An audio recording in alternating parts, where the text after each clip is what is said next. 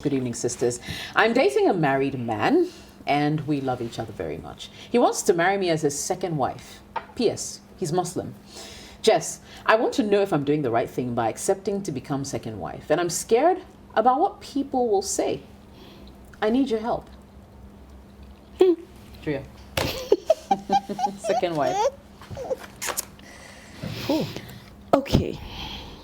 You see that thing I was saying about external validation and external approval. Once is Muslim, and you are, because you don't sound like you're worried about becoming a second wife. Your concern is what people will say.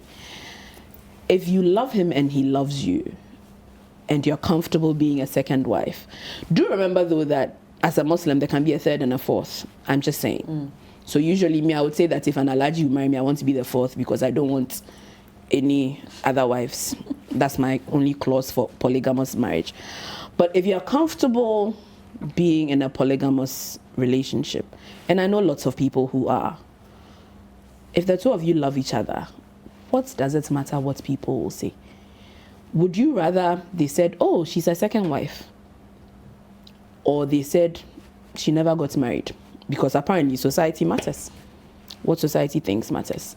My point, anything you do, society will have something to say. Bottom line, you love him. He makes you happy. You make him happy. He's a Muslim. He can marry a second wife, a third, and a fourth. Please. My opinion, if you're happy, go ahead. Sabi, your thoughts? I just need to remind us all once again, right? That this is not a dress rehearsal, this thing called life, right? This is our chance and this is our chance. And I really would love for us to be mindful about how choices that we make for ourselves, guys. No one is in charge of that but you. We need to stop behaving like somebody else is in charge of our life. Okay? That's my preaching done. Now, I have an issue with the fact that her concern is what other people will say. And maybe it's just me. But you know that moment when you meet someone and you're so entrenched in them and all the stars align and things are just so good. Everything feels good. That you don't even give a damn about the outside. You're so happy, you're so in love. Yes, there's things here and there, but you're so in love that you're even willing to risk, for example, your relationship with your family because you believe in this so much, right? I'm concerned about the fact that within all of this, her number one concern is people. And so I'm assuming that she is not Muslim. I'm assuming. It's just an assumption because she made it a point to write, he is Muslim. And so I would just like to know, because you love this guy, but beyond the love, have you investigated, let's say, if you have to convert? Is that something that you're comfortable with? Do you know everything that encompasses his family? Is he going to introduce you to his wife beforehand? Have you seen how he lives? Is that something that you can do for the rest of your life? Have you really thought through what this means, right? Not to say that you don't want to, but have you made informed decisions? All I know right now is that you love him. I don't necessarily know how you feel about being a second wife, right? Because these so-called butterflies and the love, it changes. The love stays, but it changes. And I'm just curious to know if you've thought about some of the long-term effects, having a baby with someone who's got other wives, sharing him. What does that mean financially? All of those things. Have you had a conversation with yourself about those things? And if you have, and the answer keeps on being yes, I'm fine, I'm happy with this, then it's your life. Do what you feel you want to do for your life. But don't you dare make it other people's responsibility to tell you yes or no. Right. Okay. Gail, you want to weigh in? What struck me was she said, am I doing the right thing? Is getting married to someone about right or wrong? It's not about am I doing the right thing. Like it's like I'm going to buy tomatoes or something. Is this the right one to buy? You know, this is a human being, and when you break people down, it goes beyond just the anatomy. You know, you love him fine, but aside that, like, is there anything like the compatibility and all of that?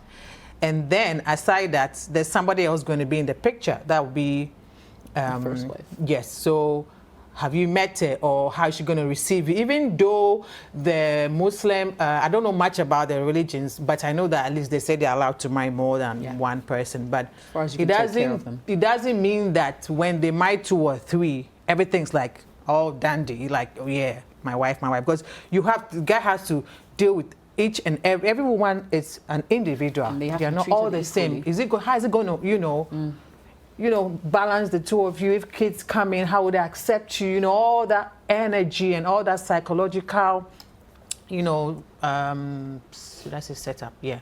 Are you ready for all of that? So you need to think beyond okay, I love him, he loves me very much, and ask yourself these questions. Like, when things come into reality, like when it's actually happening, will you be able to still feel the same way, the same, butterflies and everything? Because you'll be going to the other person, and maybe you need him and he's there. Maybe you're in labor and he can't come because the other wife is also, one kid is sick and stuff. You need to think about all these things, and then you can make a decision.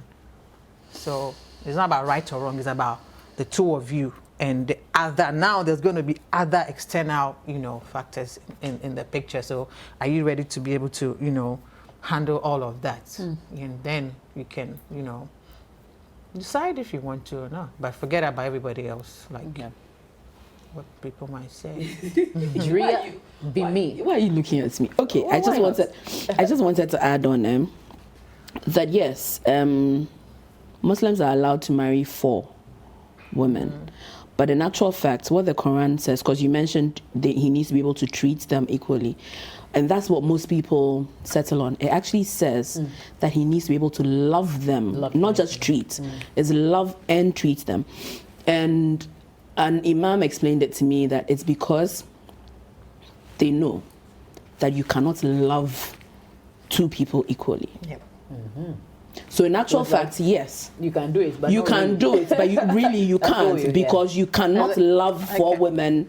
Yes, you can treat them 22 equally, Yeah. but it actually does say. So it's kind of like in the Bible when it says, what's the thing about women submit to your husbands, husbands love. But you know that most churches concentrate on the women submit to your husbands, and do not mention the husbands love your wife as Christ loved the church. Same with the Quran. It says, yes, you can marry, but you need to love and treat them equally. So people miss that clause there. People There's a clause ignore the there, love part. equally. Yeah. So in fact, maybe it's a thing she can ask him, because I honestly say all the time that if you're with somebody and you start to see somebody else, it means that you don't love the first person. There's something missing there. That's why you've started to notice other people. Which goes straight to not loving equally, because Come to you. it goes straight to not loving equally, because if he loved his first wife, what's he doing with a second? Right. Do you get what I mean? You say- disagree? I beg to differ, because I think love is relative. So when you talk about love, it's like it's a verb, and it's also like a response as well. So you can there are 2 or 3 people that you can have that type of, with 3, let's just say the 3 of us, or me with the 2 of you. I'm a guy. So I'll respond to you guys, in different ways. Maybe there's something that I'll respond to you and then respond to you as well. So it doesn't mean I don't love her or I don't love you. But are you loving us equally? No, but it can never be equal. But that's my point. But that's my point. That's what she's saying. That's my point. Because love. Because I'm coming from the point where you said if you're loving someone and then you start looking at another person, then so that means you don't love. okay, That's where I'm coming from. Okay. Yeah. So I will it's marry you relative, yeah. because I love you totally, wholly, because you're the one I want to spend the rest of my life with. That's why I would choose to marry you, because you're the one I want to spend the rest of my life with. Yes. You complete me. I don't agree with that complete me thing. So to Nobody speak, that's what completes people. it. That's Yeah. what. That's like you're the yin to my yang. Thank you. Sort of. Okay. That's why I would. Why would I marry somebody who's not the yin to my yang? Somebody who balances me out, and you know, do you get what I mean? Makes all your Totally. juices flow And all of that yeah. and all of that. So if you're all of that, why am I looking to add on? It means that you have a different itch that means that somebody else can scratch, not the main one. You- Yeah, I mean, like, itching and scratching. yeah. you Yeah, equal so- of. Yeah. I think it really depends on this woman, you know. Are you doing the right thing? You tell us. You know this guy. You've met his Yeah. first wife, I'm presuming, you know. Like, are you going to be able to live that kind of life? As having, like, some other woman always in your space, her children being your children, etc. So think through it carefully. That's all we'll say. And it's quite obvious that you are not Muslim yourself, because I don't think, like, if Yeah, there was a yeah, Muslim yeah. lady, Well, they she wouldn't accept have- it yeah, without they already know the questioning flow. it. Yeah. Yeah. right? Yeah. Only, and you're worried about what other people will say. So it's obvious you're not, you know, Muslim. So there's also the religious bit of it, you know. But you don't necessarily have to tuba all the time, eh? You can be Christian and Okay. marry a Muslim. I mean, whatever it is, you think about Yeah. even the kids that you're going to have in terms of religion. You know, he's going to want them to be Muslim. Are you okay with that? So it's a bit deeper than that, you know. So give it some proper thought, and then go for it or not. Okay? All right, I'll try and squeeze in one last message. We're running out of time, but here we go. Says, "Hi sisters, I have a boyfriend who cheated on me some time ago. We broke up and reconciled months later. I forgave him because I loved him. Issue now is that after dating for 2 years, I'm no longer interested in him or the relationship. But I feel I'll be lonely if I break things off. I also sometimes remember the fact that he once cheated on me. Help me make the right decision." Ladies, you have 1 minute each. Drea, let's go. If you don't want the relationship anymore, you don't want the relationship anymore. Yeah. Especially if he's cheated on you before. Yes, and I'm not saying cheats can't change. Cheats can change. So maybe he has changed.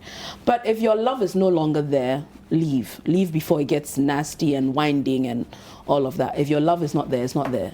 Leave. Sabi.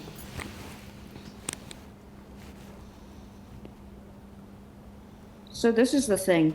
Once you decide to forgive someone, right, you can't be punishing them all the time. So you need to deal with the situation and not the person. But you're not in love with him anymore. I don't understand why you're afraid. Have you tried? You're afraid of something that you haven't even tried. You don't even know how great it could be. Gail.